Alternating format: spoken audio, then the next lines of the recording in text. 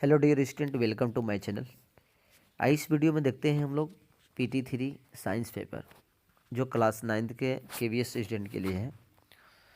जिनका अभी तक एग्ज़ाम नहीं है वो प्लीज़ इसको देख लें और एक बार इस टाइप का क्वेश्चन को रिवाइज कर लें। और ये वीडियो उन स्टूडेंट के लिए भी बेनिफिशियल होगा जो अगले साल क्लास 9th का PT3 का एग्ज़ाम देंगे। तो स्टार्ट करते हैं। क्वेश्चन किस टाइप के देखते हैं। देखिए, आप लोगों को फॉर्मेट ऑलरेडी पता ही होगा कि आपको जो टाइम दिया जाएगा वो 1.5 घंटा दिया जाएगा और टोटल मार्क्स कितने होंगे, 40 मार्क्स के होंगे क्वेश्चन। इस क्वेश्चन में आपको 1 मार्क्स के भी क्वेश्चन पूछे जाएंगे, ठीक है, जिसको वेरी शॉर्ट टाइप या MT मल्टीपल चॉइस क्वेश्चन भी बोलेंगे या फिलिंग द ब्लैंक्स टाइप के। इस तरह का आपको 1 मार्क्स के क्वेश्चन दिए जाएंगे। 1 वर्ड भी क्वेश्चन दिए जाएंगे। उसके बाद शॉर्ट टाइप का क्वेश्चन पूछा जाएगा। उसके बाद लॉन्ग टाइप का क्वेश्चन पूछा जाएगा। शॉर्ट टाइप में वेरी शॉर्ट टाइप का क्वेश्चन पूछा जाएगा और शॉर्ट टाइप का क्वेश्चन पूछा जाएगा, ठीक है। चलिए यहाँ देखते हैं। यहाँ पे MCQ क्वेश्चन पूछा गया है। An apple and a stone are dropped from a second floor of building both excellent. देखिए, एप्पल है ना, एप्पल और क्या है, एक स्टोन, इस तरह के एक सेकेंड फ्लोर से गिराया जा रहा है, ठीक है। तो दोनों का दोनों में जो बोथ एक्सीलरेट करेगा, क्या इक्वली करेगा कि डिफरेंटली करेगा कि depending on the density, depending on the position of sun, नहीं। तो सिंपल इसको बताना है आंसर क्या, इक्वली करेगा, ठीक है, इक्वली एक्सीलरेट करेगा। मतलब कि ग्रेविटेशन फोर्स से आपको क्वेश्चन पूछा जाएगा। उसके बाद है कि 2 atoms are said to be isobar. 2 atom isobar कहेंगे। आइसोबार आइसोबार वो जब कहेंगे तो मतलब उसका सेम एटॉमिक मास होगा और डिफरेंट एटॉमिक नंबर होगा। तो डिफरेंट एटॉमिक नंबर होगा तो देखिए इसमें है कोई ऑप्शन नहीं, तो ये आपका नन ऑफ दीज हो जाएगा, ठीक है। और इसी क्वेश्चन में आपको याद कर लीजिएगा, आइसोबार अगर पूछा है तो किसी किसी सेट में आपको आइसोटोप्स भी पूछता है सकता है, आइसोटोप्स भी पूछ सकता है, आइसो न्यूट्रॉन्स भी पूछ सकता है, आइसो न्यूट्रॉन्स जिसमें सेम न्यूट्रॉन होगा, आइसोटोप में जिसमें सेम एटॉमिक नंबर होगा, ठीक है। नेक्स्ट क्वेश्चन देखिए, 3 नंबर क्या है कि they have similar chemical property but different physical property. They क्या से सिमिलर केमिकल प्रॉपर्टी होगा लेकिन डिफरेंट फिजिकल प्रॉपर्टी होगा, उसको हम आइसोटोप्स कहते हैं, ठीक है। चलिए, उसके बाद नेक्स्ट क्वेश्चन आपका है कि the mass number of the element is, the mass number जो होता है वो सम ऑफ क्या होता है, प्रोटॉन प्लस न्यूट्रॉन का। दे बी नंबर सही आंसर होगा, ठीक है। Which of the following statement incorrect about the structure of an atom, 5वां नंबर क्वेश्चन है। तो इसमें से कौन सा आपका इनकरेक्ट कह रहा है। तो the whole mass of atom is a concentrated nucleus सही है। द एटम इज इंडिविजुअल नहीं, गलत है। The atom is whole natural गलत है। सही है, ये सही है दोनों, तो ये गलत हो रहा है।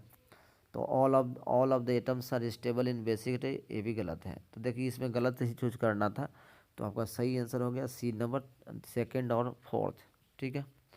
उसके बाद है देखिए आपका फिलिंग द ब्लैंक से भी क्वेश्चन पूछा गया। The number of protons in the nucleus of atom is equal, इसको बोलते हैं एटॉमिक नंबर। क्या बोलते हैं, एटॉमिक नंबर। यहाँ लग देना है, जितना प्रोटॉन्स प्रेजेंट रहेगा उसको एटॉमिक नंबर कहते हैं।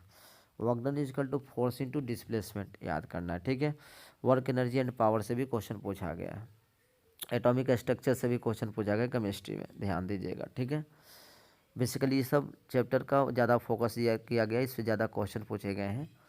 The name the force which is responsible the motion of the moon around the earth, पढ़े होंगे ग्रेविटेशन फोर्स। इसका आंसर सही क्या होगा, ग्रेविटेशन फोर्स होगा, राइट आंसर।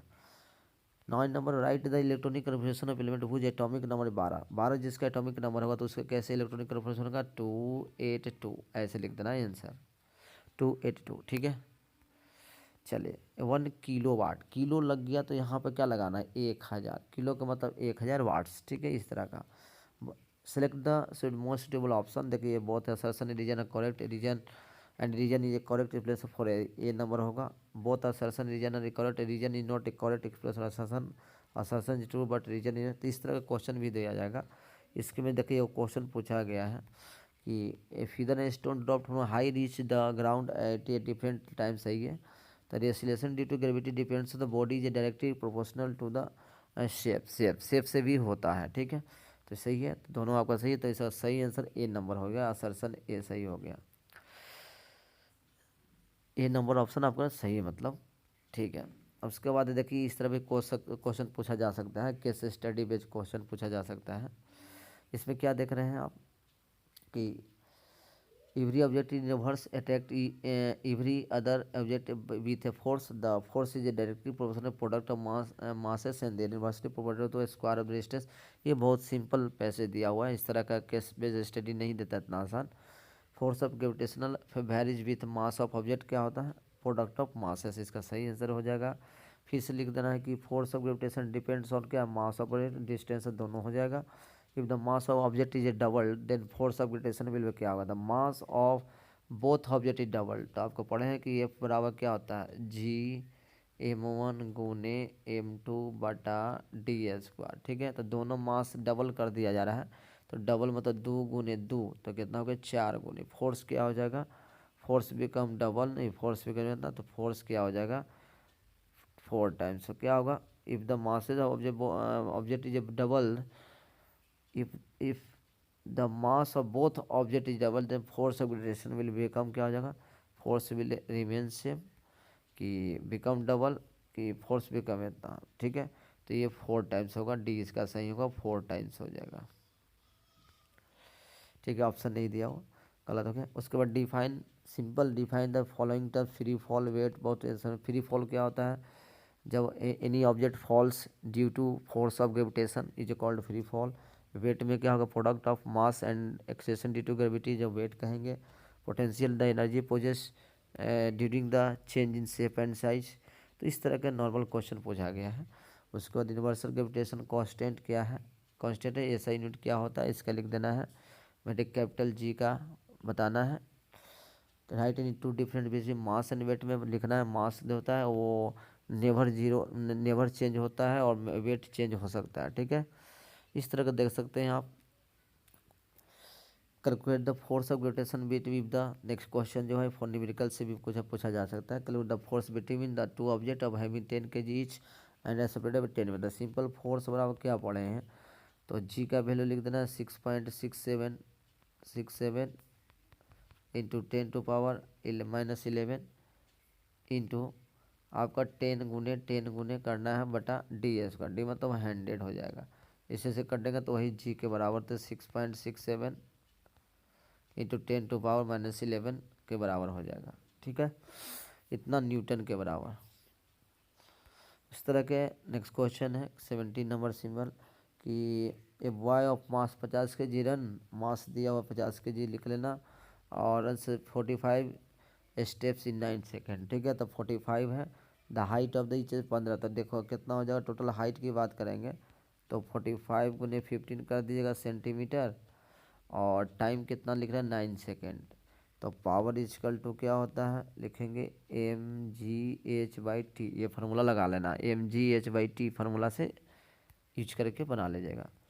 उसके बाद ये नॉर्मल क्वेश्चन दिया हुआ है, explain Rutherford model of atoms, also right about this gold foil experiment. ये आपको बुक में मिल जाएगा, आप इस तरह के याद कर लीजिएगा, मॉडल से भी याद कर लीजिएगा।